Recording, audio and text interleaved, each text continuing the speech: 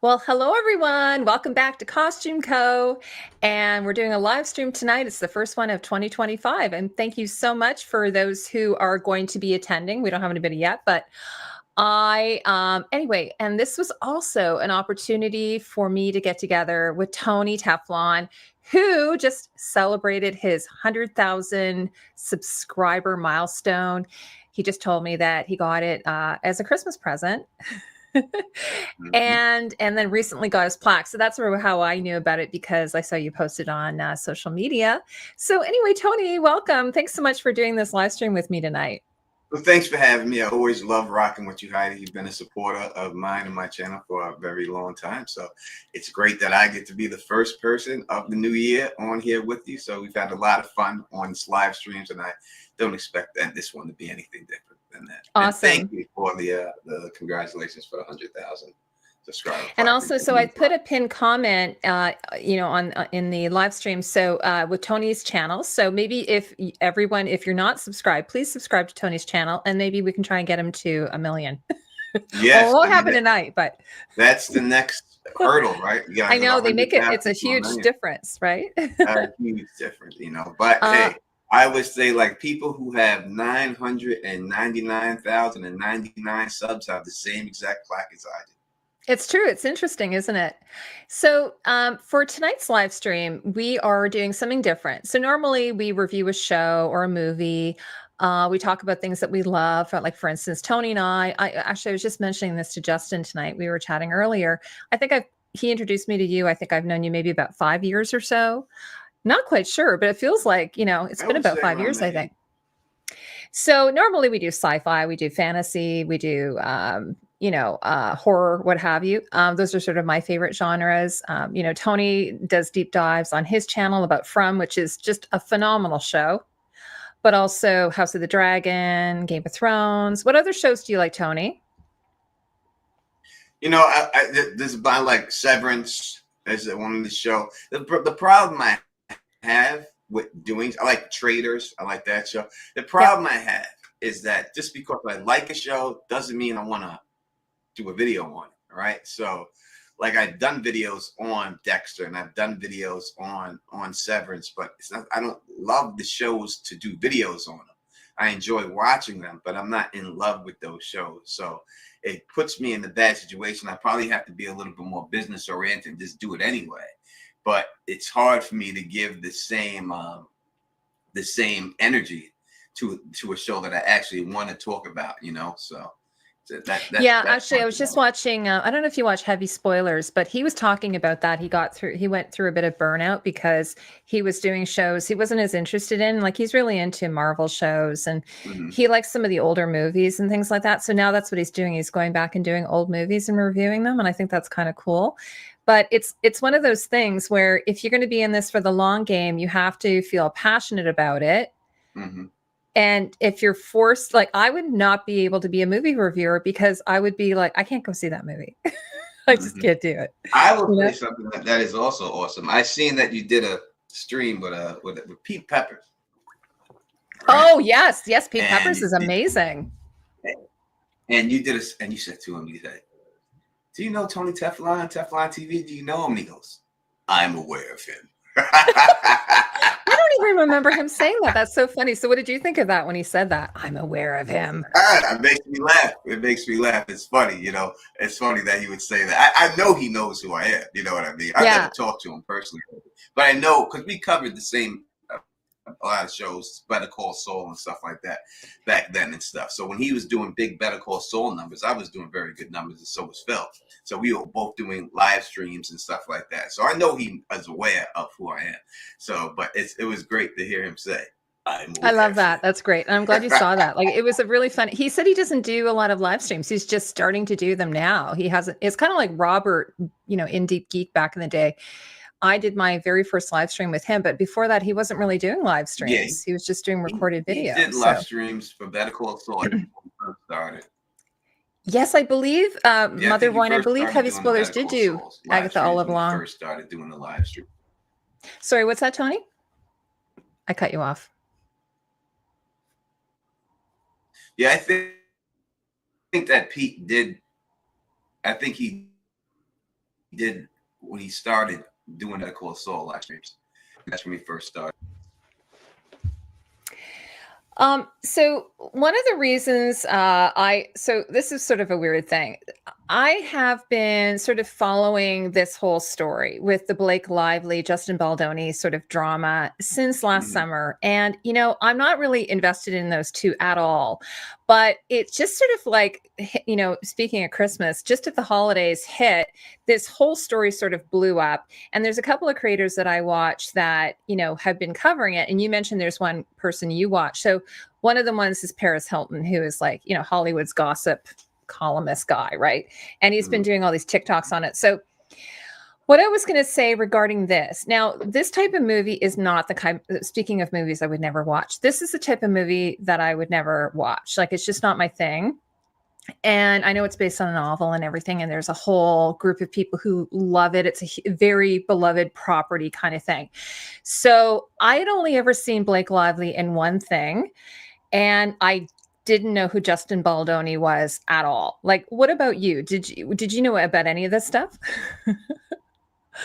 Yeah, I know who Blake Lively is from a television appearances, and I never heard of this guy though. This guy I've never heard of him. So to me, this was his breakout role. I don't know if he had something before, but to me, this would be his breakout role, especially that he was the actor and director of this, the first time doing that. So this was his chance to break out, and what it do, $300 and something million the movie. So it was a hit. Especially, can't judge movies what these comic book movies make, right? It's just impossible. You can't judge them like that. You have to judge them for what the genre is, and people don't go to the movie theaters as much as they did back in the day. So movies like this really aren't going to make a lot of money, but the fact that this made over $300 million would just show you that this was a substantial hit. And to come off this substantial hit, which should be, love and everything else from everybody involved, it just turned into this mess.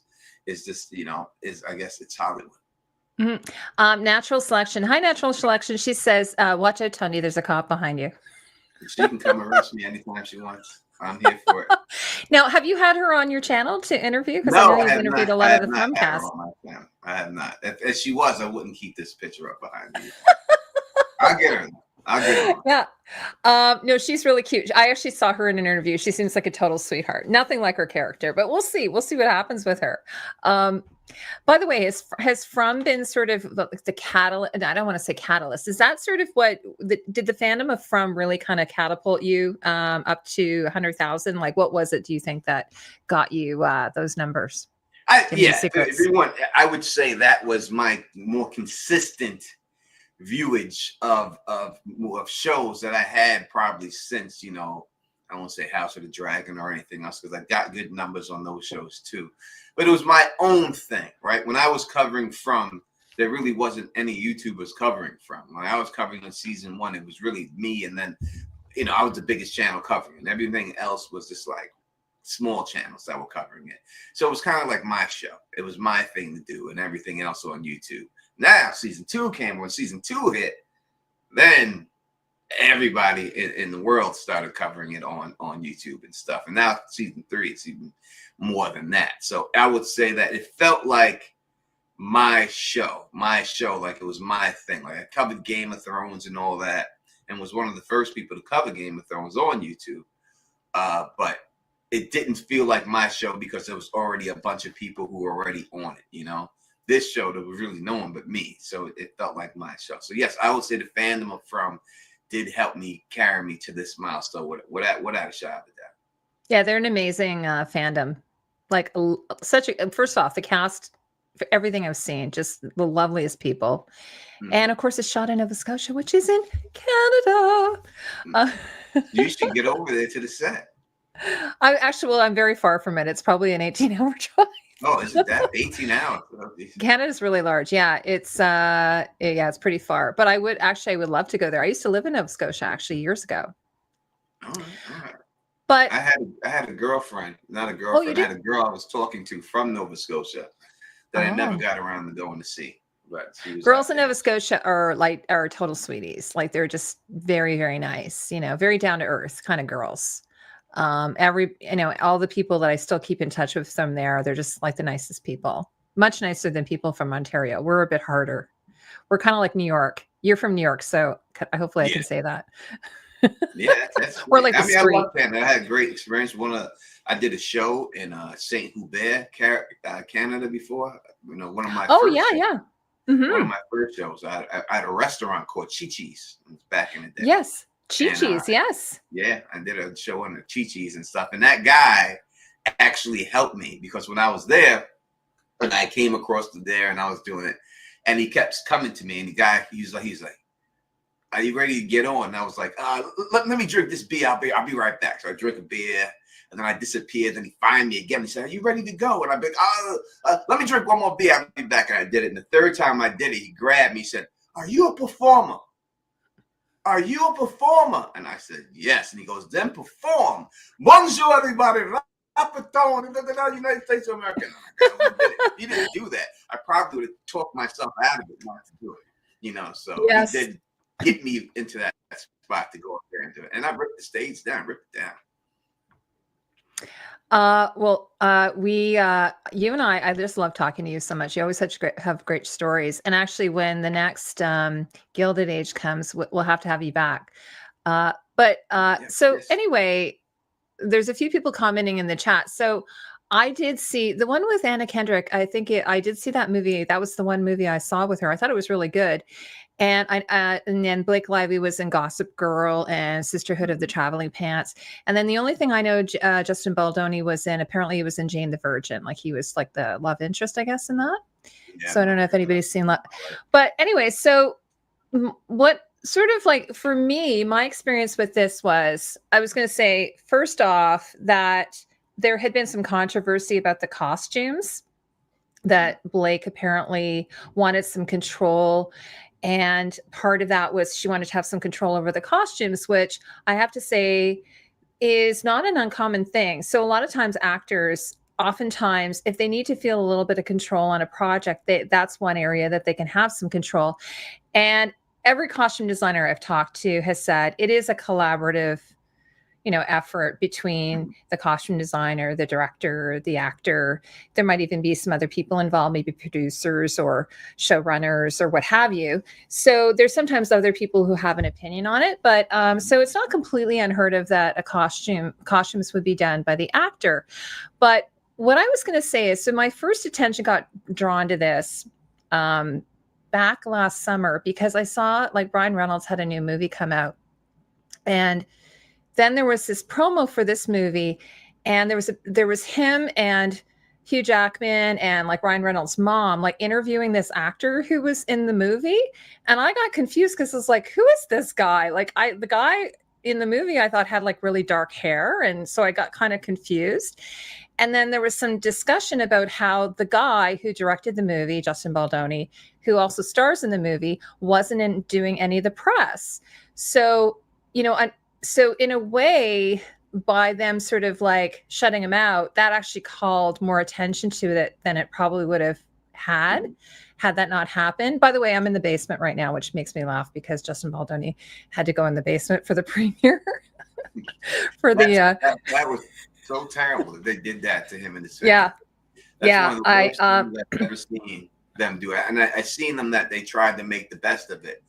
But they did, yes. The first directorial debut and a movie that goes on to being a hit, you're sitting in the basement, with your family. And it just shows you from that alone how much power this Blake Lively had. And that's why I'm more leaning towards his side, that he's right in this situation, because just from that alone, it just shows you the level of pettiness that she has to put him down there and his whole family. You know what I mean? And when you deal with, and I know you talked about costumes and everything else, and so, and I would agree that actors know what looks best on their body, right? So it would be good to get some input on them to highlight certain features that they probably want highlighted more than others and hide certain things they want. But in the end, the treatment and everything she asked for, the film and edit the film and do things like this. Does she do that with, let's say, Steven Spielberg? Does she do that with a Scorsese? Does she do that with anybody else who's established, and the answer to me would be no. She wouldn't even demand or even ask for those things. But she knew she could run roughshod over this guy because of her name, and that's what she did during this film. Yeah, I absolutely agree with everything you said. I was going to tell you, while all of this weird stuff was happening with the press tour, like Blake Lively took quite a hit because she was launching a couple of products. So she was launching a hair line, and then she also launched an alcohol line of her product, which, given, there's a couple of things that kind of were red flags for me. The first one is that the movie is about DV, or domestic violence. I don't know if I'm allowed to say that because I always say DV.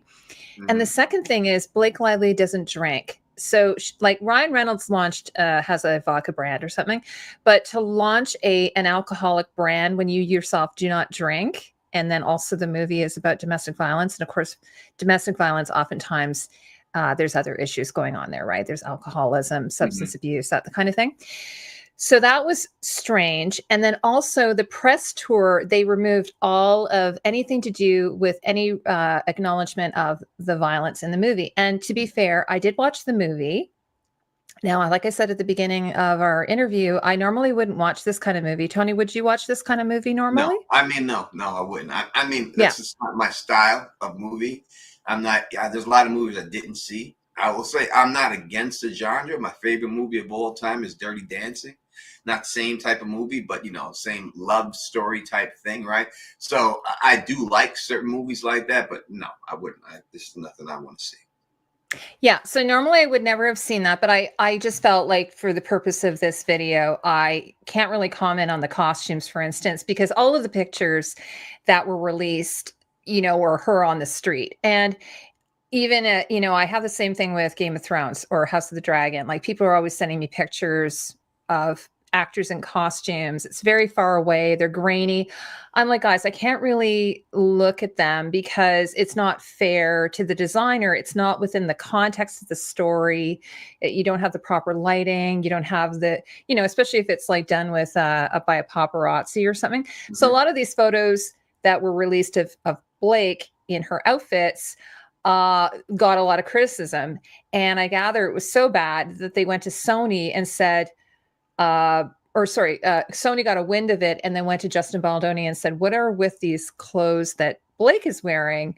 And then he had to go talk to her about it. So I have to say, out of context, the costumes are pretty bad. But after watching the movie, within the movie, they were not as jarring. And also a lot of the shots were very tight. And so one of the things is that Blake Lively had just had a baby and was nursing. And as a mom, I can tell you that when you're nursing, you're oftentimes a little heavier, especially just after having the baby and everything. You're because your body's producing the milk. And so she wasn't felt like she was on the red carpet when she was doing the launch of the movie. So, but during the filming of the movie, she probably wasn't at her optimal shape. So I think that they did do some disguising of that by having her wearing layers and oversized clothing and things like that. And so she said, for instance, she went into her husband, Ryan Reynolds' closet and pulled some things out. And is it Gigi Hadid? Gigi Hadid?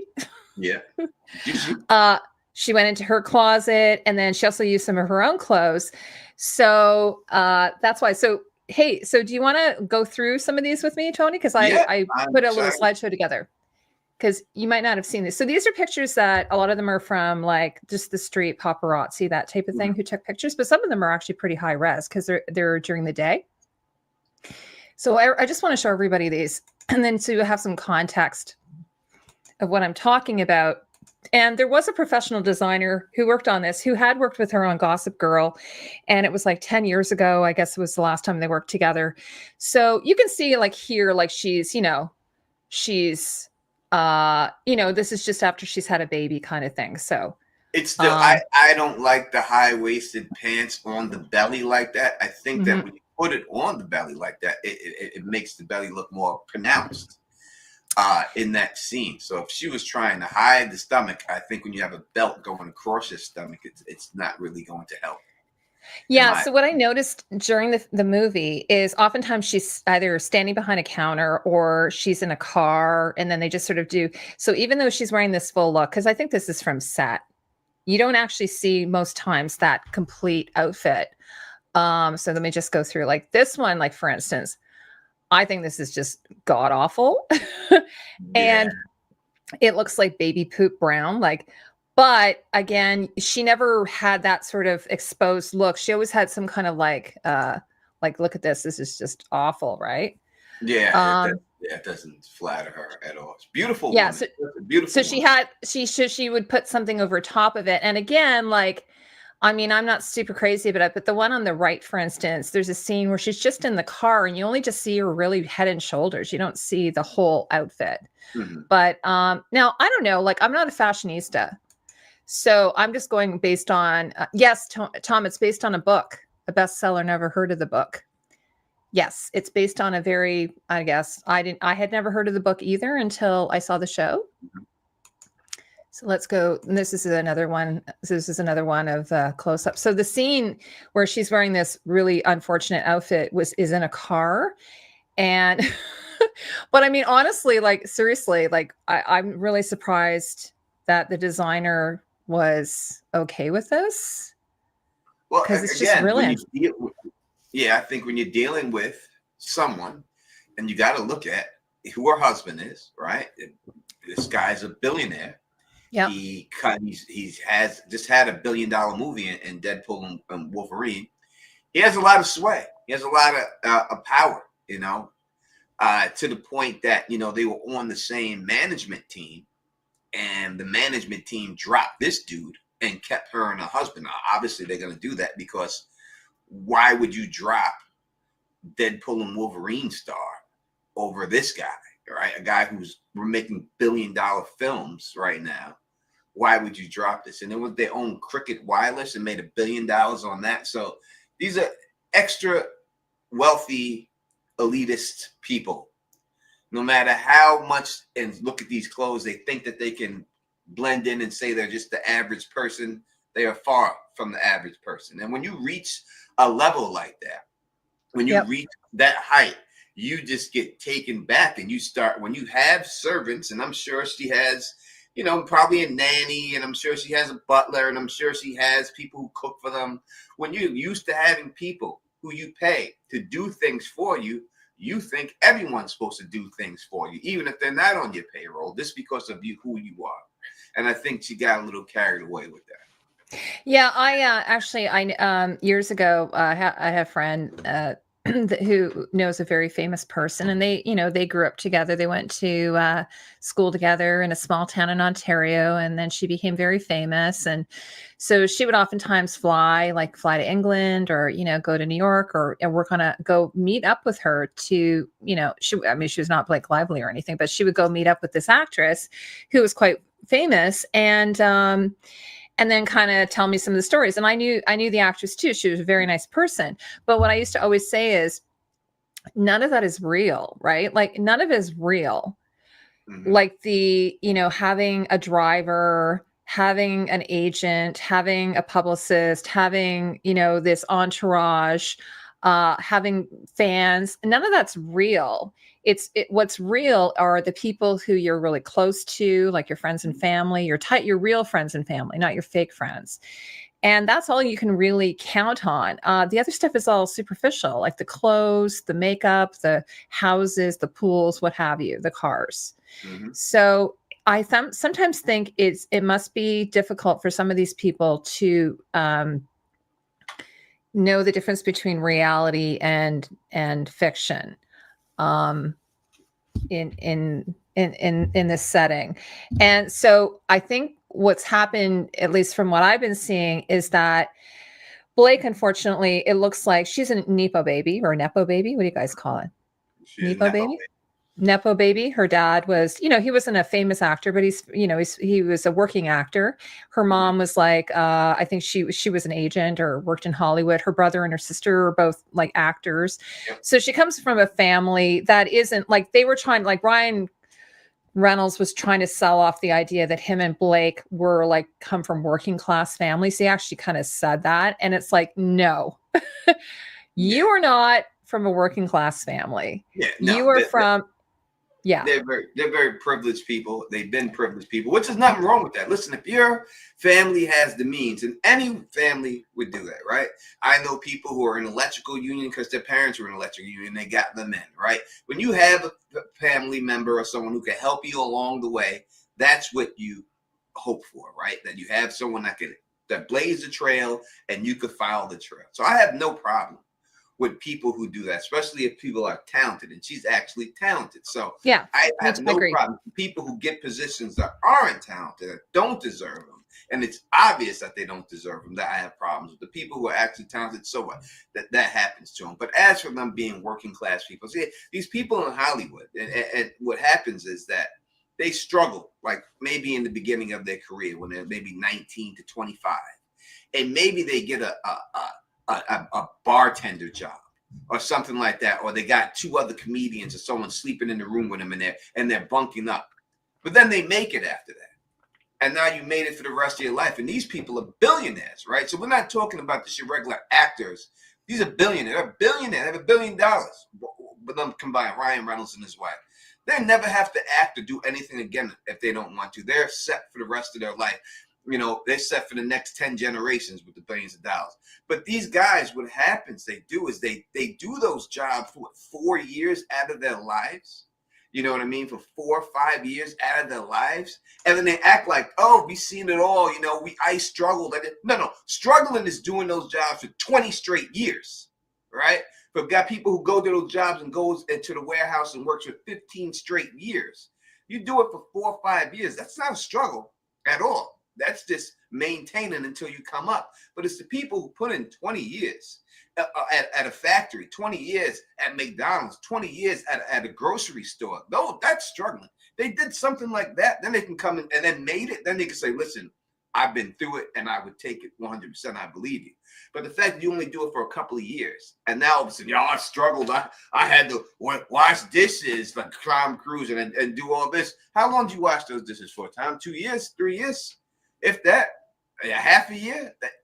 Yeah, like someone like Jim Carrey lived in a car. Like his family, I think, were unhoused. Mm-hmm. So they, there are some people like I know, like I don't know what kind of background. Who is it? Who are the guys who did Good Will Hunting? Oh, apparently, Matt Damon. Matt Damon was sleeping on someone's couch. Like, I don't know how hard their upbringing was, but I mean, a lot of creative people, like when I did my Alien movie, like Dan O'Bannon, who wrote that movie, what the stuff that guy went through, that was like, that guy lived for his art, but he did not get ahead. Like he was like, it's at times almost destitute, like suffering for his art. Whereas these people are, like you say, they're living very comfortably. Mm-hmm. And honestly, like I saw a tour of Justin Baldoni's home. Like he's not like suffering either. Yeah. But, he might have a couple of million. Mm-hmm. Whereas like you say, they probably with Ryan's, all of his, teams that he owns and his liquor lines. Wireless. He owns Cricket Wireless. I think he sold. Yeah, he probably. You're safe. Between the two of them, they probably are billionaires. No, so this is him. But just him. Just him alone. Just him alone is $1 billion. Mm-hmm. That billionaires. But this with him, it got nothing to do with her money. It's his money. And, he's the one who did it. So yeah, it's just him. I'll say, like, look at Eddie Murphy. Eddie Murphy would tell you that he grew up poor, and he did. He grew up poor. He grew up, in that, but he was on Saturday Night Live when he was 18 years old. So how long did you grow up poor? You grew up poor for 17 years? That's not a long time in the big scheme of things, right? So you grew up poor for 17 years, and when you're 18, you're on Saturday Night Live. I mean, and you've been a star ever since. That's not really growing up poor. I mean, he grew up poor, yes, but he wasn't poor as an adult or anything. Hi, Carla. What up, Carla? Kitties, I think it depends. I don't know. They might have a prenup. Who knows? I don't really know. I don't know what they consider, but like, I think just what I think Tony was saying is that Ryan's holdings alone. I did see a breakdown between the two of them. So So, as somebody like Tony, I don't know if you've ever been sexually harassed or had experienced any kind of assault or anything like that. But as somebody who has, I was going to say one of the things that happens, and I have to say a lot of women I know have, so I'm not obviously alone in this, but the thing that happens is usually there's that power dynamic, right? Mm-hmm. So I'm in a position, let's say I have a boss and I'm in a position where I'm in his employee. So I don't have any kind of power in that position. And some people have argued that, well, Justin Baldoni was her boss. Like, he was the producer, he was the director, he was her co-star. So essentially, he was her boss. So this power dynamic is in place. But I think what a lot of people have acknowledged is that no, because she's referred to herself as being Khaleesi with her dragons, meaning like Ryan Reynolds and Taylor Swift, who was her bestie, what have you. So I don't feel that the power dynamic is the same that it would be, say, if you had a boss and an employee.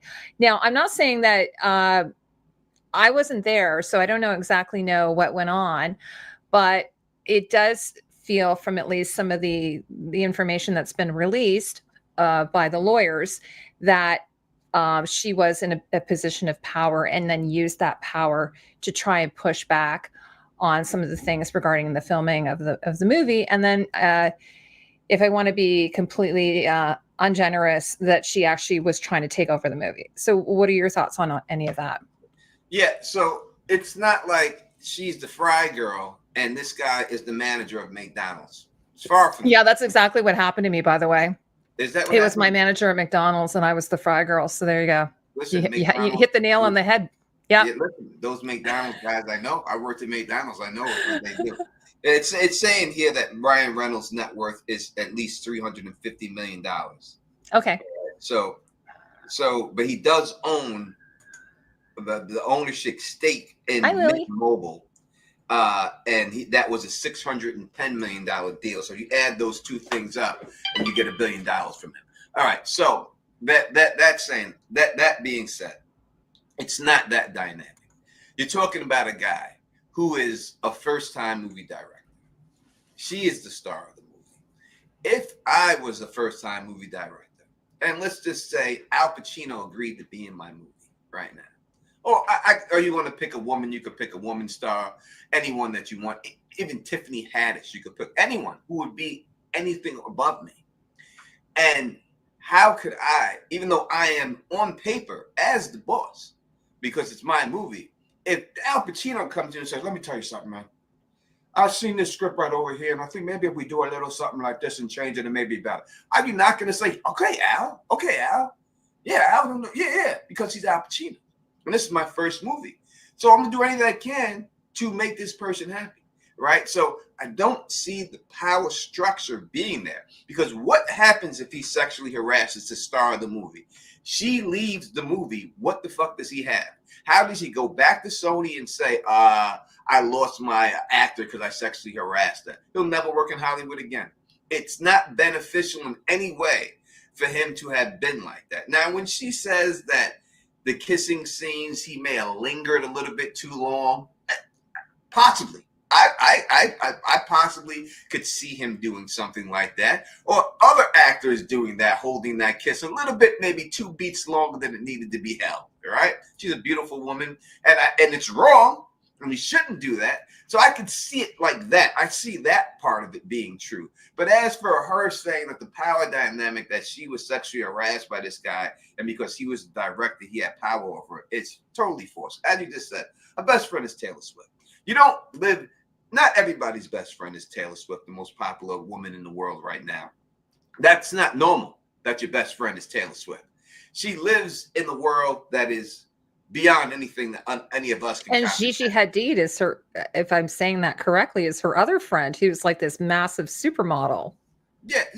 They live in a world that we can't, it's not the same. It may be the same planet, but it's not in the same universe. Like it's a world you couldn't even explain. I mean, there was that one person. What was that? Affluenza. This person crashed the car and killed a couple of people. And he got off. This white dude got off because, and the jury ruled that he had affluenza, which means that he's so rich, he did not know the meaning of right and wrong. Right? So this dude I've never heard people. that expression. Yeah, he killed people in his car, hit him, and got off because he was so rich, he couldn't tell what right and wrong was. And the jury didn't convict him. He went home. That's crazy. Right? So if you're dealing with people like that, right? Mm-hmm. And imagine how these people are, or Elon Musk, or all these, they can commit murder to anyone or do anything they want to people and get away with it when you have laws like that on the books and everything else. So yeah, they are living in a different zone of a world, but I don't see the benefit for him to sexually harass his star of the movie. Like there's no benefit that she could say that why he would do it. It would be a stupid move for him to do that if he did do it.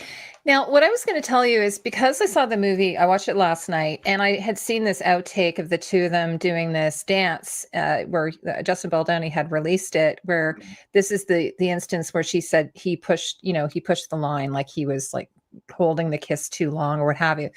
So this is where it's very difficult because now that I've seen the movie, his character is I don't know how to describe it. He's obviously he's got some issues, and he pushes the boundaries of the character's comfort. So Ryle, he's a neurosurgeon. He's fairly affluent and he's very handsome. And, everyone kind of acknowledges how good looking he is, but also he acknowledges that he's not into relationships. He just wants to have like sexual relationships. So he originally propositions her in that way. And she's like, no, that's not my thing. Kind of, I want to have love. And so he just keeps pushing. So this is where I kind of feel like, and I don't know 100%, that I feel that when he is performing that way, that is the character.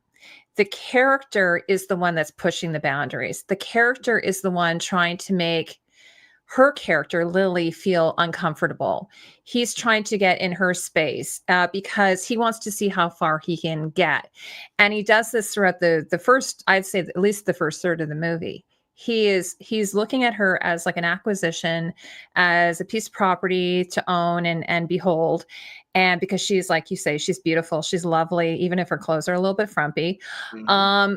But there's this one scene, for instance, where she arrives at this party and he doesn't see her at first because she's wearing this sort of big coat, which she has this habit of wearing these really oversized, ugly coats. But then she sort of pulls it off and she's wearing this like stunning dress and these sparkly boots. And all of a sudden he's like, whoa, like he just like zones in on her. Mm-hmm. So I kind of feel like that he was acting. Mm-hmm. And maybe she didn't understand that he was acting. I think she did. And I think that this is just a way for her to save face because she has gotten so much negative publicity out of this. It didn't go the way that she was anticipating. I'm not saying he's 100% right in this, but it didn't go the way she was anticipating. So she countersued, right? This guy with the sexual harassment stuff. She didn't just come out and sue him right away with sexual harassment. He sued her, if I understand correctly, and then she countersued with sexual harassment. So if that is the case, it seems like a tit for tat. Like, oh, you sued me, now I'm going to sue you for sexual harassment. Yeah, no, actually, she did a New York Times takedown on him first, and then at the same time launched a lawsuit against him.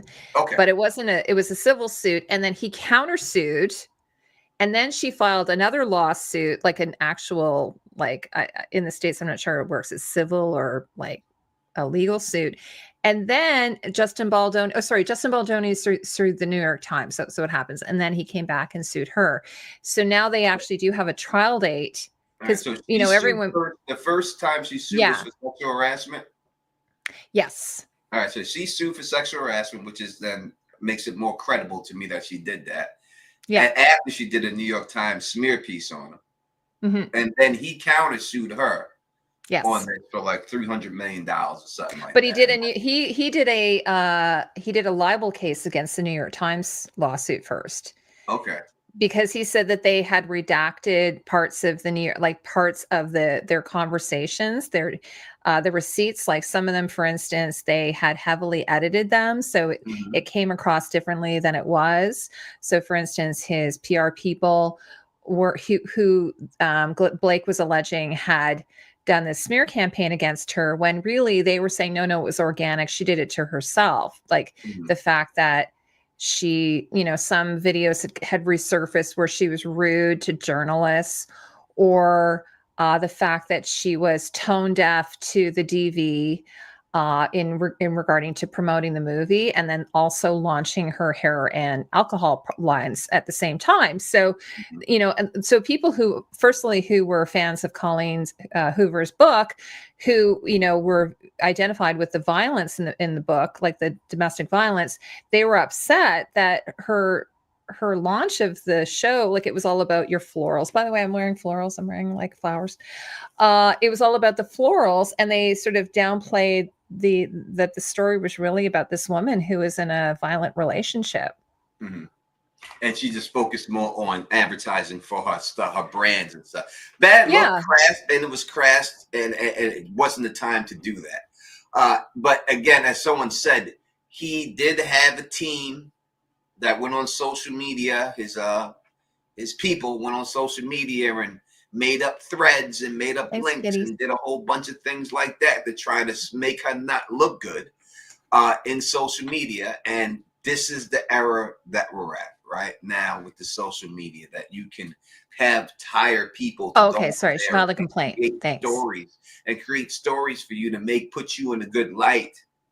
You can hire influencers on TikTok to say stories for you to put you in a better light than they were doing. Again, that is something that is supposedly going down on the P. Diddy situation, that while P. Diddy was in jail, he had investigators go to some of these TikTok people and try to hire them to spin the story in his direction. Oh, really? Better light, right? So there's a lot of people who do these things now, and this is the era that we're at. And I would think that she would learn from Amber Heard and Johnny Depp that no matter what happens in this situation, they both ain't winners. They're both going to be losers in the end. Absolutely. Agree. Yeah.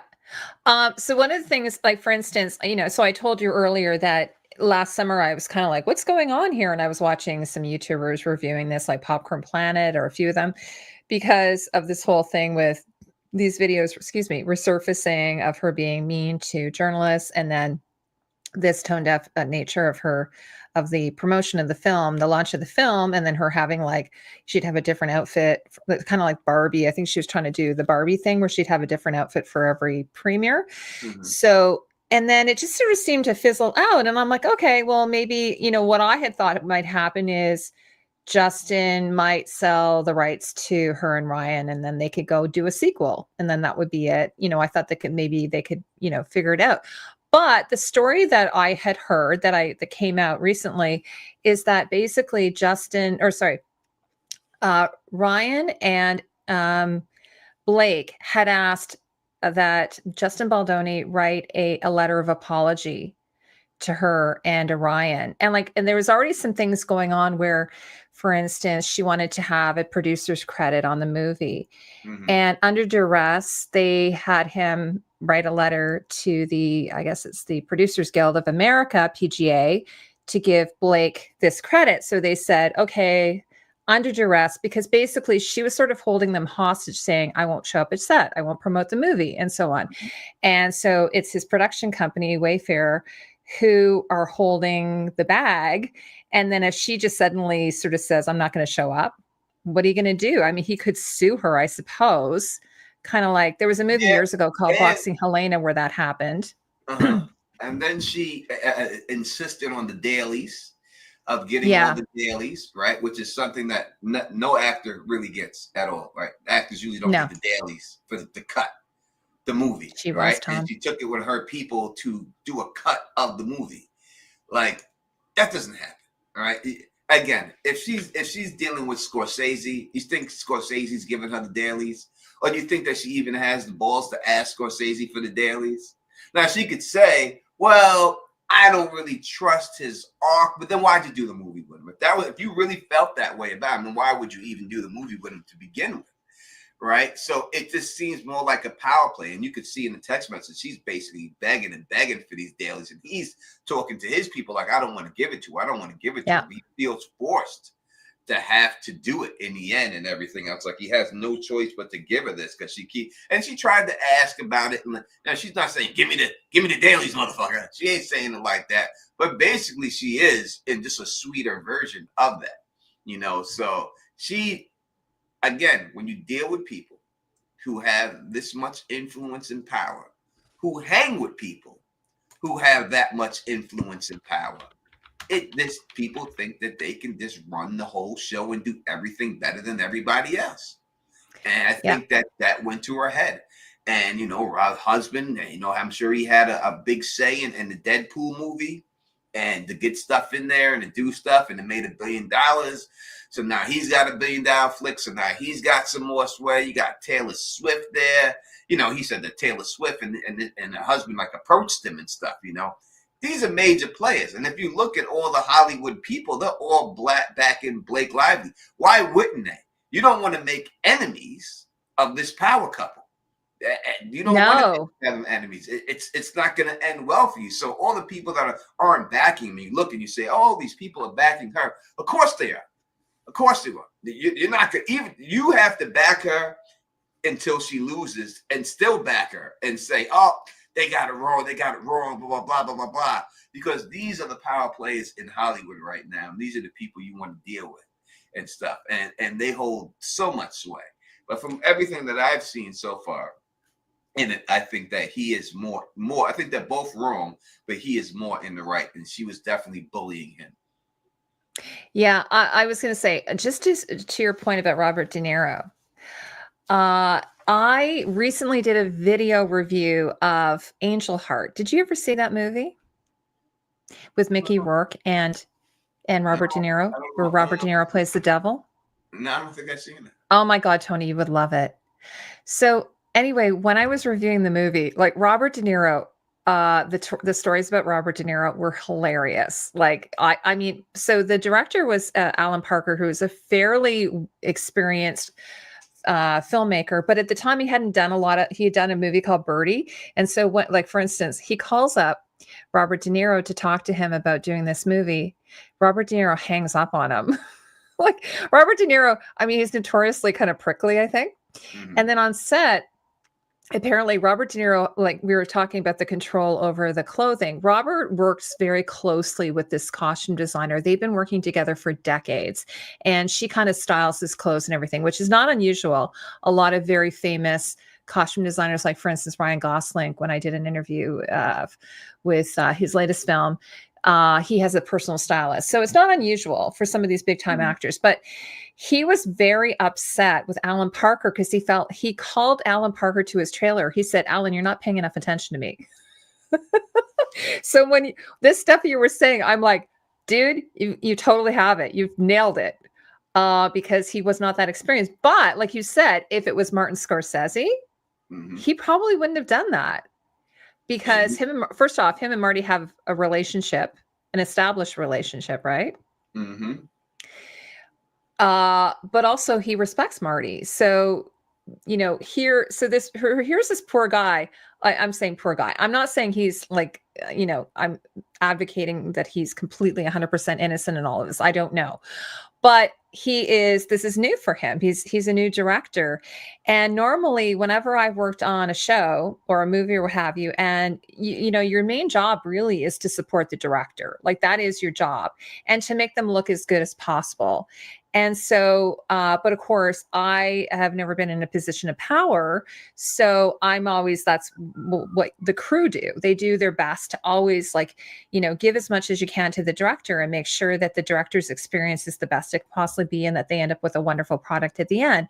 But if you're a power player like a Blake Lively, then I think the situation is different. And then she might be like, well, he let me have the wardrobe, so maybe I'm going to start pushing on the music, or maybe hey, Blake Lively is my friend. Maybe we can get her on the soundtrack. Like he's not going to say no to that, right? Oh, you can get Blake Lively for the soundtrack, right? And they did. And then she then wants to start going at the script, which this is where things become a little bit difficult, because I think Ryan Reynolds, I think, can probably get into trouble for this because it was during the strike. And she revealed on the red carpet that it was actually Ryan Reynolds who had written the balcony scene, which is, I don't know, it's kind of, in my opinion, kind of drivel. But like, honestly, the movie, you guys can judge for yourself, but I would call it, like, as the kids say, a mid. Is it the mid? Mm-hmm. It's not like, I was trying to explain this to my niece earlier. I would put it up there like with the 50 Shades of Grey, if anybody's like, it's a book adaptation. Mm-hmm.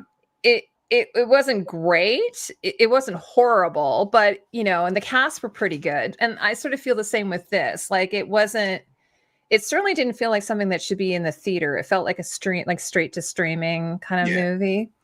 But because I think the book was so loved, kind of like Outlander or something, that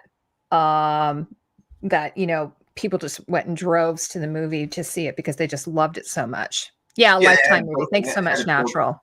Yeah, it seemed like what did I say? What did I say, Taylor? What did I say? Sorry, apologies. You said Blake Lively, but Blake Lively. You mentioned Taylor Swift, but yeah, I'm an old lady. It has a built-in audience, right? From the book it's built-in audience, exactly. People are waiting to see the movie. A lot of these movies of that type don't get theatrical releases nowadays. They do go straight to streaming. I know, it's so true. Or they have a very short, a week or two in the theater, and then they're right on Netflix, right? Mm-hmm. There's some movies that I've seen recently. I'm like, wow, this could have easily have been in a theater, especially if it's a blockbuster, if it's like an action movie. Like, this is a type of movie, there's no action in it. It doesn't need really to be on the big screen. There's nothing about it unless you really are like drilling over just a Baldoni's body or something. You don't need to see, you don't really need to see it on the big screen. Like, action movies for me are the types of movies that you really need to see on the big screen, but I don't really feel like a drama like this needs to be on the big screen. Yeah, I don't go to movies in theater anymore. I have a 100-inch TV. I have a Bose speaker surround sound system that I paid a lot of money for everything. I'm not going to the movie theater for nothing. Like, I'm getting my money's worth out of those things that I brought, and I'll wait for it to come out and watch it on that. So no, I'm not going to the theater. I have to say, like, I saw, for instance, Dune Part 1 and 2. I saw that on IMAX, and then I watched it later. I have to say, it was a wonderful experience, like seeing it on IMAX. Mm-hmm. And I also saw like Tenet on IMAX. Like, there's sometimes I've seen movies in the big screen, and I'm like, this was totally worth seeing on the big screen. Yeah, I've seen every Avengers movie on the big screen and everything else. But now, at the stage I am at my life, I don't want to be around people. I don't like diseases. I don't like people talking in the movie theater. I like to be able to get up and go to the bathroom when I want and pause it. Totally. Own your own snacks at home. Yeah, at home snacks is too expensive. I can wait for it. And I'm sure there's a lot of people who have their own home theater that ain't going to the movie theaters anymore. Oh, by the way, this is so crazy. I'm going to see Dogman tomorrow. Are you going to see Dogman? I'm going to see Dogman at the theater tomorrow night. So it's an animated movie. It's based on a series of books that my kids love growing up. So anyway, yeah. So I'm going to see, I'm going to be seeing that on the big screen. So I'll let you know how it was, Tony. Yeah, definitely. I know my nephew likes something called Captain Underpants, and I was. It's the same author. It's the same author. Yes, absolutely. So maybe you should take him to see Dogman. I don't even know what's going on with this damn Captain Underpants. I was like, this is weird stuff going on. It's these kids. They have a ring that if they shine it at the principal, who's just this horrible person, it hypnotizes him and he thinks that he's a superhero. So he pulls all his clothes off and he pulls the curtain off of the curtain rod, and then he puts it around his neck like a cape. So he's basically in his underpants with like this cape that's actually a curtain. The principal. It's a series of books, but it's also a TV show or a movie. All right.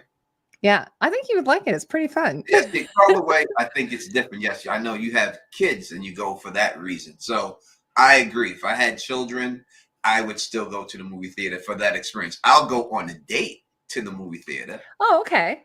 If it was a date, then that would get me out to the movies. Even though I would tell the chick, why we need to go out when I got all this right here. I'll pop you all the popcorn you want. Yeah, well, that's maybe a second date. I have to say, you know what? I have to say, this is so funny because Jack and I, we didn't go and do a movie on our first date, but when I finally got to his, like, because I'd known him for a while, actually, I'd known him for a few years before we started dating. When I went to his place, he had this massive movie collection. And I was like, oh, what movies do you like? And I went through and I'm like, these are all my favorite movies. But when we went on our date, we went up for margaritas and I said to him, what's your favorite movie? I've told the story so many times, you probably already heard this. And he said, oh, it would have to be Blade Runner. And I'm like, Blade Runner, that's my favorite movie. So, it was like, it was sort of written and it was carved in stone at that point. I think so. Not a lot of women would say that Blade Runner is their favorite movie. It was my favorite. I was 16 when I saw it, and it just totally, like, I mean, I love Ridley Scott. I loved Harrison Ford growing up, so it was just like, boom. And actually, I have actually a box set here of it. Like, I just happen to have it. I have this collector's edition of it. So Jack and I always pull that out once in a while and watch. Nice. There's 5 editions in there. So sometimes, like, when you meet somebody and you're kind of like in the same sort of, like, you love the same pop culture things and you have the same values and stuff, it sometimes just, it works out that way, right? Yes, 100%. I think that like your thing is meant to be. I mean, a woman saying their favorite movie is Blade Runner is highly unlikely. Well, well, it was just, everything was together. Like, I loved the costumes. I love Harrison Ford. I love Rachel. All the elements were there for me. I love the dirty New York. I love the graphics. It was all just one perfect sort of storm for me, I guess. And I love the music, which is Vangelis. Like, there's so much to love about it. How could I not? And also, I'm a big nerd, Tony. You know that. I hear you. I understand. I'm not downplaying it. I think it's amazing, but I'm saying that's not every day you hear that. Yeah. So anyway, now regarding that, we were talking a bit about the costumes and then the writing. So did you hear about this whole story about Ryan writing like the balcony scene and then Justin Baldoni not even knowing about it? Like, did you hear that part? Yeah. And again, this just shows again, why would you take control? A husband, right? You're a husband now. Why would you, if you already agreed to be in the movie, this guy wrote the movie, he's directing the movie, he's doing all this, you agreed to this. Who are you, as a husband who ain't even in the flick, to say, oh, let me write this scene for you in here. Let me write this scene. It just shows you the privilege that they feel like they have control over anything that this woman is in, that they could just rewrite a scene and he could just rewrite a scene. I'm a better writer than him. I know what I'm doing. Even though you haven't written anything closely towards this from what I've seen, and everything. It just shows again the privilege that they feel that they have and how they can just bully this guy around and make him do anything they want him to do. Well, it kind of reminds me of like, there's this dynamic between men and women. And, I might be generalizing here a little bit. I'm just using my dad as an example. So if you go to my dad and you say, Dad, I have this problem. Like, maybe she didn't like the scene. Maybe it didn't work for her. And so if I go to my dad and say, Dad, I'm working on this movie and I really don't like this scene in the movie, I'm just sort of like venting to my dad. But my dad takes that as, oh, I need to do something. I need to help her. This is my little girl. I need to figure this out. So if my dad was a writer, he might say, well, would it be helpful if maybe I wrote a new scene for you guys? And then maybe she said, oh, yeah, sure. Oh, yeah. So maybe that's what happened. Maybe she went to Ryan. She was just venting. And then he said, oh, well, would you like me to maybe try writing it? But then what was weird is she tried to pass it off as her own writing to Justin instead of telling him that it was actually Ryan's writing. Yeah, she tried to take credit for it, which is very scandalous that she would do that, right? Mm-hmm. So it just shows you there is some manipulation here. And I do believe she might have bitched to him about it and he might have helped her out. But again, if you don't like something, go to the person who you're doing the movie with and express why to that person, hey, yada, yada, yada, this is not working for me. And this is the reason why it's not working for me. And then go and see if there's something else that could be done. Yeah, Carla was saying total speculation on my part, but Ryan seems controlling. Alanis Morissette gave us the hints. Yeah, so Ryan, who is Canadian, was in a relationship with Alanis Morissette, who's also Canadian at one point. She's, pretty big pop star in Canada. And then that ended. What's that? And she made the song "You Ought to Know" when she was big in the United States. She did. Yeah. She's from Napanee, which is actually pretty close to me. So and then he was married to Scarlett Johansson, who's like a total knockout. And then apparently when he was working on the Green Lantern with Blake, there's been some talk about whether they might have taken up together before he actually ended it with Scarlett. So there's that whole thing. And I have no idea, like, really. And, people, leave relationships and enter new relationships all the time. I'm not going to hold that against them. But in terms of the way she behaves professionally. But the thing is that it's funny. I recently saw this video where I think I was mentioning where Justin Baldoni did this home tour, and their house is like maybe 2,500 square feet, like super modest. Like they have a kitchen, they have a workout room, they have a living room, a bedroom, and then I think a kid's bedroom. Like it's very, very modest, and then a little backyard. So it's a very nice home. It looks like something like a middle to upper middle class family might have, but it's certainly not what we might think that, a mansion or something in the Hollywood Hills or whatever would be.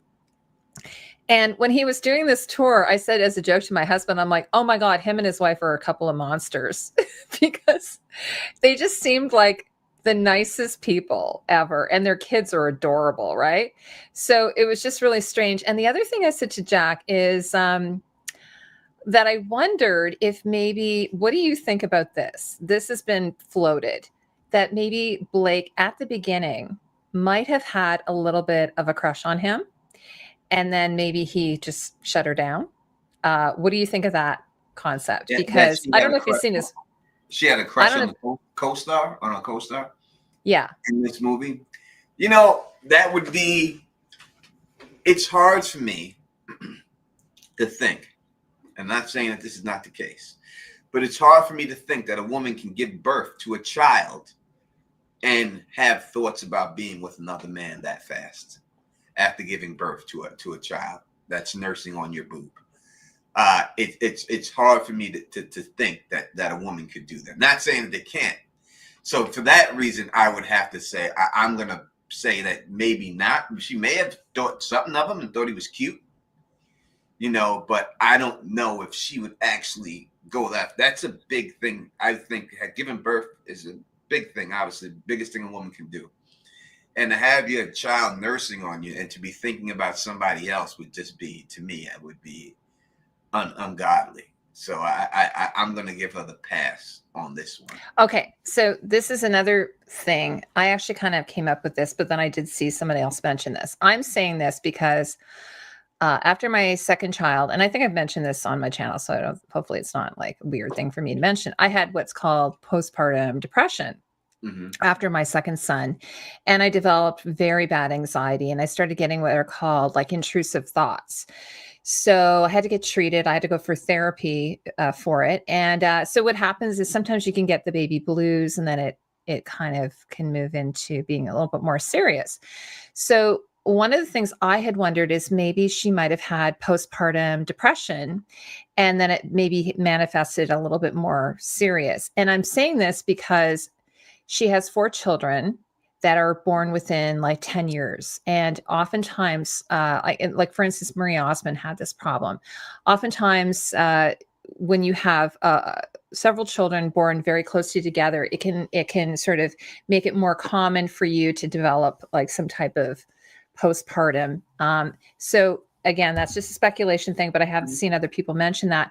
But she's going to feel like while she's just having a baby, she's nursing. We were talking about, there was a situation where Justin Baldoni, this is just an example why I thought of this. So Justin Baldoni has a trainer. He has apparently a disc problem. Did you hear this story? Mm-mm. Okay. So he's been going to the gym. He's in very good shape. Like I told you, he has a home gym and everything, and him and his wife are very athletic. But apparently he had an injury at one point. And one of his concerns was at one point he has to lift Blake. There's a scene where he basically lifts her up onto the counter, like kind of like lifts her and then plunks her down on the counter. And he said to the trainer, I'm a little concerned about my back, that I'm going to have to do this lift. Is there anything I can do to kind of mitigate any kind of injury or damage I might do to myself further?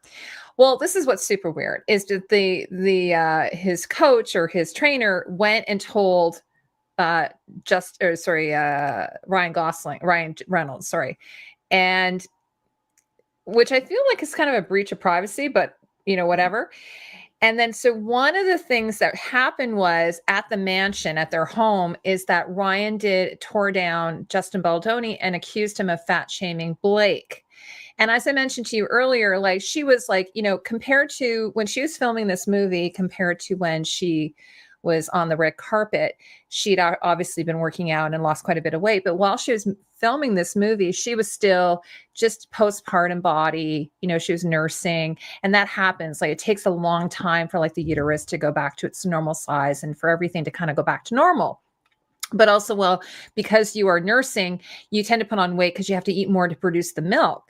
So what I'm wondering is that maybe she might have been very upset because she was feeling insecure, perhaps about her body. And then maybe on top of that, just having had the baby, if perhaps was a bit of a trigger for her. And that might have been a catalyst. This is what I'll say about this whole situation. Sure. He put on some weight. Obviously, he's aware of that. He has a bad back. These are things that are undisputable, right? So we know he had a bad back. So his concerns are very valid. That, hey, if I lift this girl, not because of what she's weighing, I may have to hurt myself. So let me go to my trainer and see if I can do something to strengthen my back. Why they couldn't get a body double to do it, I don't know. But whatever it is, that he felt like he needed to do it. Trainer should not have went back and said anything about it. That was I thought that was very weird for him to do that. I think that she was probably sensitive about her weight at the time. So hearing that from the trainer pissed her off. But as for fat shaming her, it's not fat shaming. He did not say, this bitch is so big, I'm going to ruin my back trying to lift her. He was trying to mitigate this. Because I don't know how big she is, but I'm sure she's not big. Hollywood standards big is not regular people big, right? I don't think she's coming in at 190 pounds right now. I don't think she weighs 210. Maybe she weighed 250, 260 at this time. I mean, 160, I would give her. You know what I mean? The most, yeah. I was going to say, I would say not even. I would say maybe like 130, 140. That's not even heavy in my book. You see, and this is what I'm saying with these women and their weight shit. Like this black rapper that weighs 560 pounds and is suing Uber because her big ass couldn't fit in the Honda Civic. Right? You knew when you was 560. You didn't need to order you need to order Uber XL. I don't even know there was a rapper that was 500. How many pounds is she? I would say she's like 400 something. She's a big chick. Okay. And she's suing Uber because when the guy came and she ordered a Honda, like a Honda Accord or whatever it was, he wouldn't let her in his car because he's like, you're going to damage my car if I let you in here and I can't fit you in here. So now she's saying that she was body shamed and fat shamed. Now she's suing the whole company of Uber. You 460 or whatever you are, shorty. You 460 pounds. You know your big ass needs to order an Uber XL. There's a reason why they have it's called XL. You can't fit in no goddamn Civic. All right, you know that. That's not what it is. So I'm sick of people trying to use, and it always happens. Anytime there's a good situation, there's always bad actors who try to co-opt it to make it their situation, and they do it with bad intention. Totally agree. And this is one of those situations that's going on there. So I in the end, I don't think he was body shaming her. I think her husband's being very protective, overprotected, and everything. And the guy had a legitimate concern about her back issue. Well, it's interesting because in the one shoot where they're doing this like dance sequence that he released, she kind of made a comment about his nose, just in her joking, just kidding way. She said, you know, maybe we need to shut down the set for a day and you can go get that taken care of. And he's Jewish. So she kind of made, like, he could have said, hey, that's anti-Semitic. You know, you made that comment about my nose. But, you know, he didn't, because he's actually just seems like. But a bad actor would have. Right? A bad actor would have.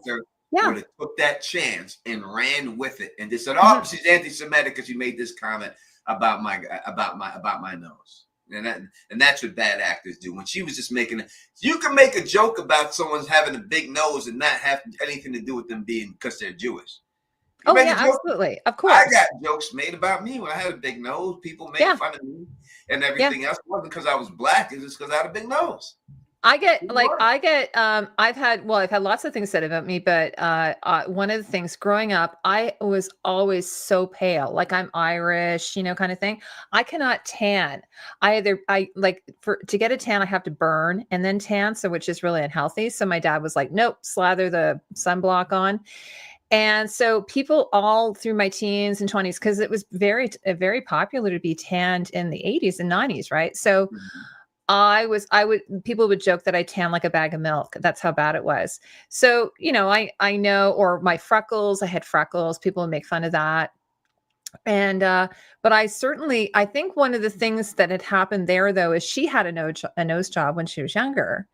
And so maybe she was just like recommending it, but I kind of feel it's sort of unfair. Like if you feel like you can joke about his nose, then, and he wasn't even joking about her weight. He was actually genuinely asking, you know, how much she weighs so he can make sure he trains properly. Yeah, and he just said it to his trainer. He wasn't spreading this around the whole thing. He's saying it to his trainer. His trainer is the one with the goddamn chatty pad.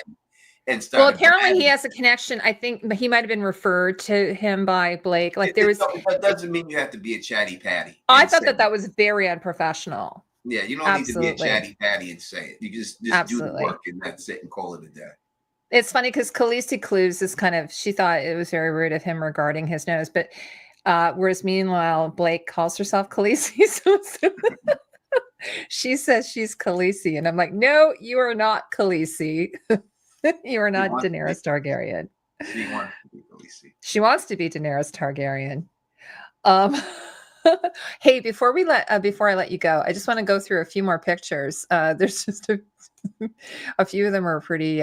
This is one outfit she wears at the end, and I was just like, again, this is something that she, you know, put together apparently with the costume designer. And again, it's those high-waisted pants and then a crop top.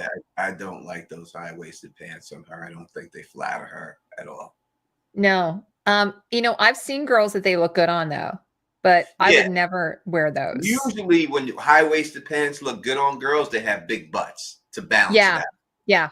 Right, that's what usually balances the front out, and they have a big butt in the back. Then it works for them. And I don't.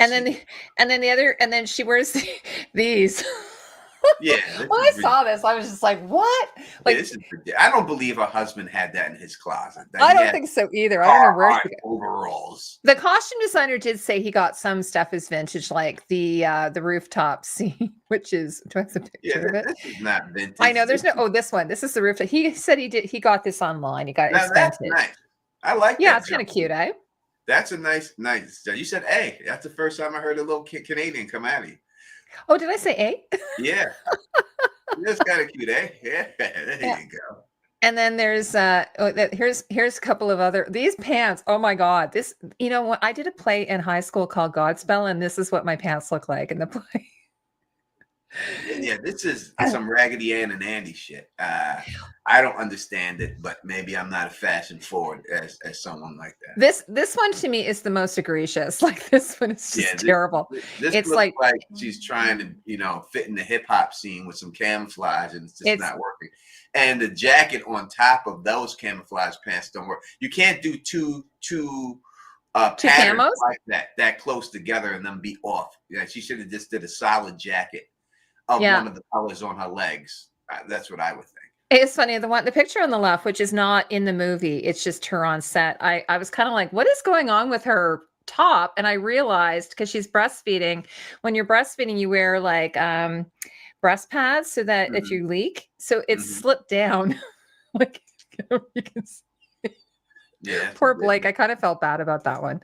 I don't want to. You ain't gonna feel nothing bad for this. Yeah. Chick. And then there is something like, if you're wondering why Justin Baldoni, that's Justin Baldoni there. If you're wondering why he's wearing a onesie, there is something in the movie about that. Like they go to a pub and everyone wears onesies.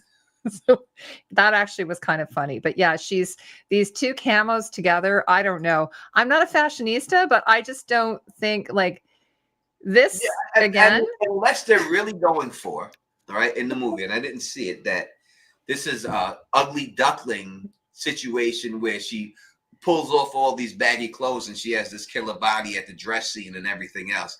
If that's what they're going for, then they nailed it out of the park. Because they do have one scene. This one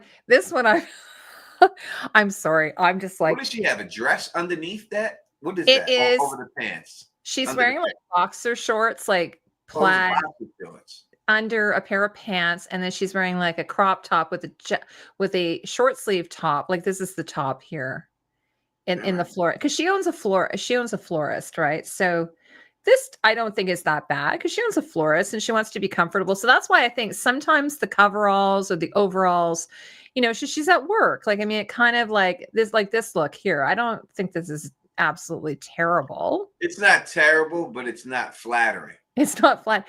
But again, I'm wondering if maybe because she had the baby, if she, you know, she might have been feeling uncomfortable with her body and wanted it to be more covered up. Because I think this is another thing that's mentioned in the lawsuit, that Justin wanted her to be a bit more sexy and she didn't. She did not want to be sexy. She wanted to be. The number one thing that people will tell you, and I'm sure Heidi, you know this better than me, right? Is in fashion, fit is king, right? Yeah. If it has to fit right. If you buy stuff bigger to make yourself look smaller, it makes you look bigger. So you can't, if you buy oversized clothes to try to hide your beer belly, it makes you, the clothes are so big, it makes you look bigger. So you have to have something that is fitted right to your body to hide those things. So if that's what she was doing, and I would think that this chick knows more about fashion than either one of us, because she probably has a bunch of people working for her, they would know that. You can't wear these big baggy things. It's only going to make you look bigger. So if that was her true concern, then why did she go? But it looked like she was trying to go for like some West Fourth village girl who owned her own florist in West 4th Street. And she beats to her own drum. So she wears all these crazy things. Mm-hmm. Like when I was working in the costume industry, I oftentimes would wear overalls or, you know, cargo pants, that type of thing, because, or, you know, I tucked them into my boots because it was functional and I had pockets and I could put things in them when I was working.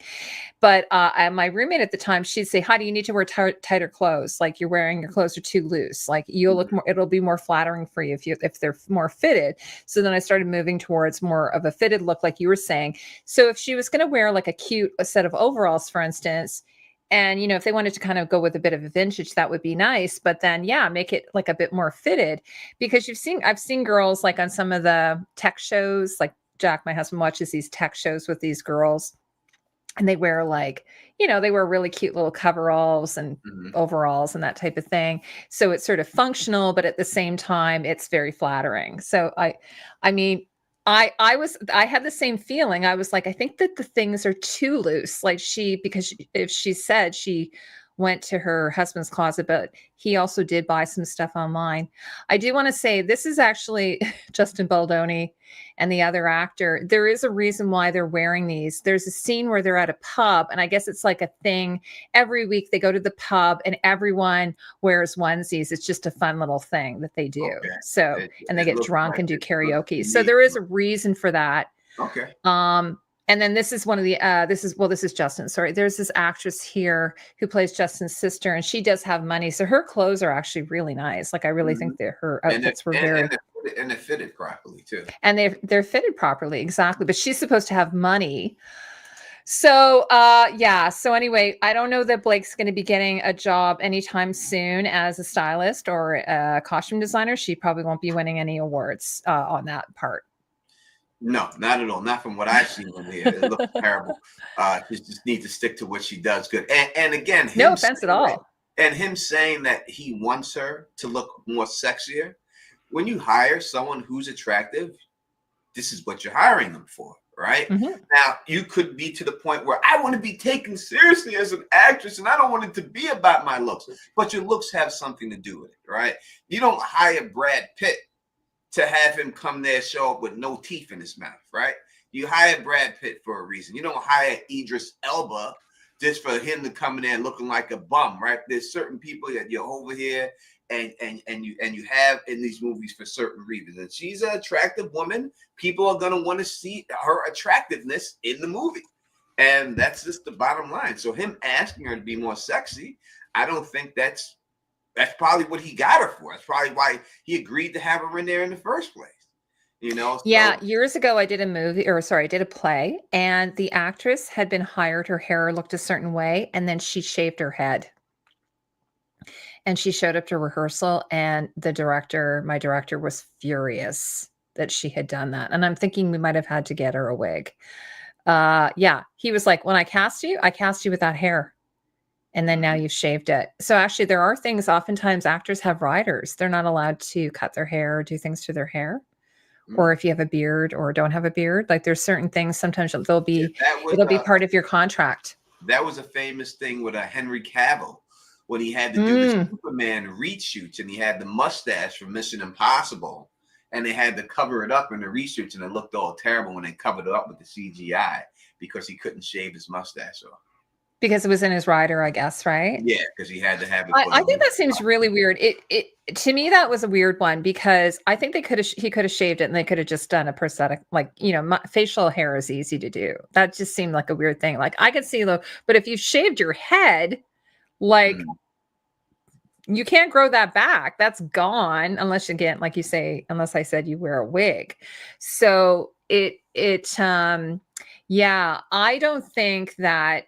Especially the other thing is apparently Blake Lively didn't read the book. So I don't know how the character is described in the book, but apparently she didn't read the book, which is very weird, given that the screenplay is based on the book that is very famous. And the author is also a producer on the movie. So that in itself. So it probably would have been described in the script how she looks. So it would be very weird, like you say, to cast somebody looking a certain way, you having this vision of what they would look like, and then them to show up and then say these are the clothes I'm going to wear, and then you have no choice. It's this is what I'm stuck with, right? 100%. I would say I've seen it two ways. I remember Steve Toussaint when he told me that he didn't read any of the Fire and Blood books because he wanted to bring what he brought to the character.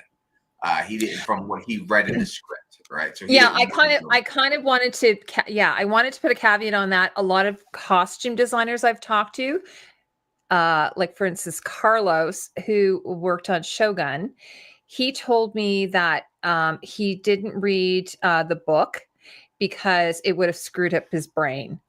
So he stuck to the script because what he told me was when he worked on Kiss of the Spider Woman, I think it's called, or was it? Sorry, it's the one about Lisbeth. He said that when he worked on that movie and he'd read the book, it screwed up his brain in terms of doing the costumes. And I know Michelle Clapton said that when she worked on Game of Thrones, she did read the book, but then she kind of put it aside and didn't go back to it again. So, yeah. So I don't want to be completely like unfair to Blake about that, not reading it. But at the same time, there might have been something in there about the character. So when Justin, who's read the book several times because he got the book rights, he might have been imagining her a certain way. And then when Blake said, well, these are the clothes I'm going to wear, he might have been like, totally caught off guard. This is what I think happens in this case in the end. I think he wins the public opinion. Yeah. But I think he'll win in the end. I don't know how much money he'll make or anything. I'm just saying public opinion, he'll win. But he still get blackballed out of Hollywood because of the power that they have. So he'll lose in that way.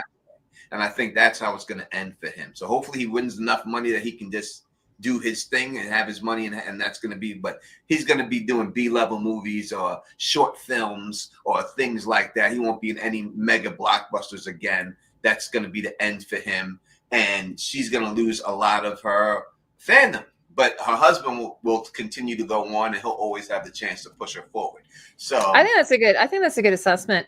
He could move somewhere else though. He could move he could move to Europe, or he could move to Australia or something. He'll do stuff like that, a little small, but nothing big in Hollywood. He'll be black. Yeah, like Tom Green moved back to Canada after everything that he went through, and he just came out with a documentary. But he just was like, no, I'm not doing Hollywood anymore. He left and he came back to Canada and is kind of living a little quiet life. And, so if he makes a good amount of money, he might be like, that's good. He could probably buy a bigger house than the one he's living in. His house is not that big. That'll be the end of it, I think. But I think that's how it plays out. He'll win the public opinion battle, but he'll lose the Hollywood battle. And she'll keep the Hollywood, her and her husband, because they're just too big of stars to lose them right now. You're not going to give up someone who has $1 billion franchise. You're not going to piss them off, who's best friends with Taylor Swift. You're not going to do that. You're not going to piss them. You're going to let them ride this out. And there'll just be some, public thing. She's not going to get Amber Hearded here, right? She's not going to get that to that point. Yeah, no, I don't think so either. Amber Heard doesn't have any backup like she has backup. Like Amber Heard didn't have people on her side like this chick got people on her side. No. I mean, but Justin Baldoni, legally speaking, apparently his one of his, the people who owns the company with him, the production company, has very deep pockets. He's a billionaire. So financially, he can go to the bitter end with the trial. Because I think what some of the YouTubers and TikTokers have said is really he's got nothing to lose.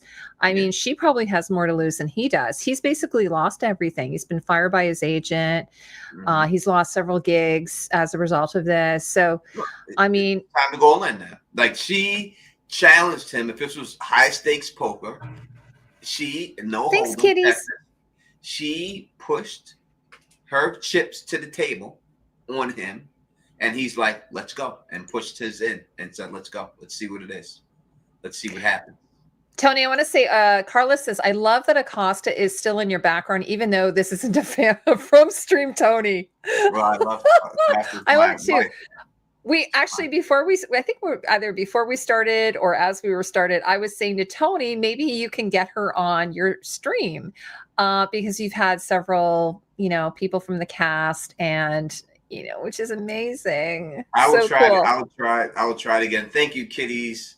Kitties dressed in pink. I appreciate that. Yeah. And also I put Tony's link to his, to his channel if anybody wants to follow him, because he just hit 100,000 subscribers and we're trying to get him to 1 million. This is what we want to have happen for you so that you can do this full time. Let's go. You're not at that point yet, are you, Tony? No, not full time yet. Not yet. Yeah.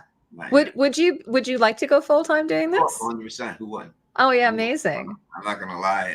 I have because I've had this has been so nice because I've had friends who have actually gone full time and are doing it as a living, and I think it's wonderful. I would love to eventually do that too. I have a full-time job that I do enjoy, but I was just thinking, wouldn't it be fun to be able to watch a show every day or a series every day or do a video every day? But that would just be amazing. I would love it. And my quality will go up the roof and everything. Totally. Yeah. So I'm rooting for you and I really hope that happens for you. All right. Just hire Justin to do all my videos and just give him for sure. Well, he's doing that. And call it a day. So Tony, we'll probably start wrapping up here, but so what have you got coming up? What are you working on? What kind of stuff are you doing right now? There's a new show that I'm going to be handling that's coming out. I've got the name, but it comes out tomorrow, season 2 of it, and I'll be covering that show. What the hell's the name? It's about a girl who died in high school, who gets killed in high school, and her spirit's bodies are stuck in the high school. Oh, what is that? Okay, if anybody in the chat knows, tell me. What network is it on? It's on. Is it Peacock? Peacock. Apparently. Peacock. Okay, Peacock has done some really good stuff. Yeah, it's so NBC. I'll be covering that show. That'll be the next show I cover. I'll probably get around to covering some more Severance. I'll probably get around to doing some more videos. Maybe every other week I'll do a Severance video. And it was funny because like about 3 years ago, I was on Robert's stream at like a Christmas stream he was doing, and it was when House of the Dragon was out, and we were talking about. He said, "Hey everyone, what's your favorite show of the year?" And I said, "Severance," and they said, "What's that?" Because I don't think a lot of people knew what it was at the time. I'm like, you have to see it. It's amazing. So I'm really, really glad. And I did a video on the costumes, which was so fun because the costume designer watched it and she commented on it. I think I felt happy with it because I think she thought I got some things right. So that was kind of cool. Some of the details. Nice. So it's an amazing show. I highly recommend everyone watch it. It's funny because there was a couple of things. One was that I said in the video, there's a huge IBM inspiration.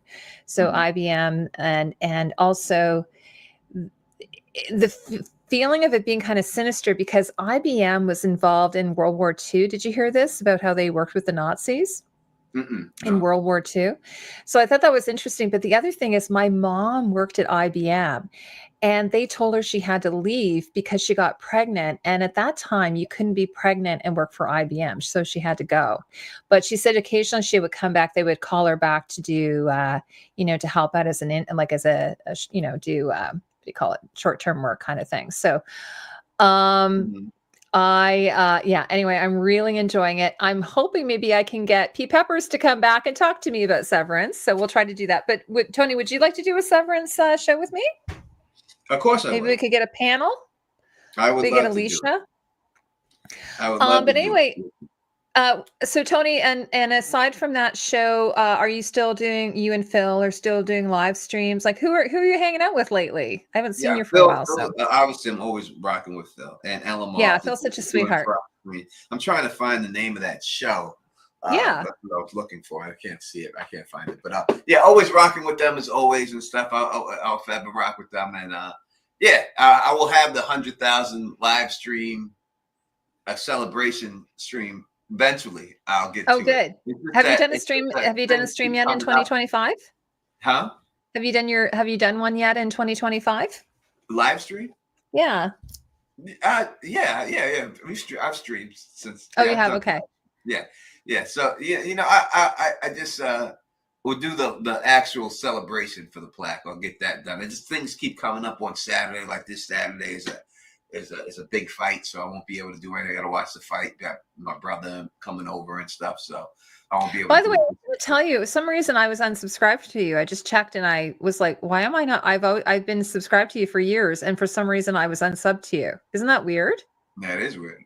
Yeah, I've heard that happening sometimes. I've had a few people say that to me. Like for some reason they didn't get a notification, and then they looked and it turned out they were unsubbed to me. So I just wanted to let you know that I did resub to you. So I'll be getting notifications when you have a live stream, so I can pop in. Yes, you can. Anytime. So when you have your big 100,000 live stream, I want to be there. Yes, you come on the panel too. Oh, really? Oh, I'd love to. Thank you. That'd be amazing. I like to have people pop on and pop off and talk and, have a bunch of people come on and stuff. That'd be fun. Yeah, like a reunion tour. Yeah. Have everybody on there and stuff. So that's Well, hopefully I can have you on at some time, like, with Tatiana. She'd love to see you, and Rebecca, my girls. I just got a nice note from Tatiana the other day. So hopefully connect with those guys again and have you back, because we always love having you. Nice. I got to go see you when I go down to the city. I told Bex I would check her out when I go down there. So. Oh, that'd be great. I know. I want to get down to New York and come and see you guys. Yeah, definitely do it. Well, anyway, I want to thank everyone for coming. Like, I know this was maybe a little bit controversial. Hopefully you feel that it was a fair, that our analysis of this was pretty fair. I try not to be too emotional about it and be like, one-sided on everything. I mean, I'm sure there's, they always say that the truth is in the middle somewhere, but I feel like we had a fairly nuanced discussion about this, Tony. Yeah. Listen, again, I have no fight in this battle at all. I can only go by what I've seen. From what I've seen, this is exactly what I said. And I said there's wrong on both sides, and they were both stupid to get into this battle because they're both going to get wounded from it. So it was absolutely. It was a dumb thing to do on both sides. But they're in it now. They got to try to win it. So that's just where they're at right now. But they should have dropped all this. And all of this has been a really nice distraction for me because your president is going to be putting a tariff on all of our maple syrup. So, I'm sure. I'm sure he will. I'm sure he will. So I'm sure because since the beginning of the new year, I'm like, I don't know what is going on. But anyway, so I was like, I gotta watch some reactions to this Blake Lively thing, and I'm really, really enjoying it. So when I messaged Tony, I said, Tony, do you want to do this thing with me? And he was probably like, what are you talking about? But yeah, he's here. I so appreciate you. Yeah, I don't deal with politics right now. I just let it play out. It got nothing I don't to do blame with you. it. I can't do nothing with it. I can't do nothing about it. So I say I'll check in like at the end of the month and see what he's done. And then that'll be it. And then we just move on. A damage report. Yeah, that'll just be it. Then, well, you know what? Our country is like in a bit of turmoil too. So it's like I try. So that's why some of this pop culture gossip stuff is just sort of a nice welcome relief. And it's it's a nice distraction from our daily lives. I also like watching cleaning channels sometimes just to sort of my husband's like, why are you watching that? I'm like, it's work porn. You've never seen work porn? Like, where they have the guys mowing the lawns who are like going around cleaning up the lawns for free. But, I do that. It's a nice distraction. But Tony, you are always welcome to come on. I love having you. I hope when the Gilded Age comes out, you'll come and talk to me because I just love dishing with you on that show. It's so fun. I'll be down there. If they go down there and I hear that they're shooting again, I'll go down there and take the sets. You shouldn't get some pictures. Yeah, I'll go down there. and see if I can get an interview with someone on the set, live on the set. That'd be amazing. You should try.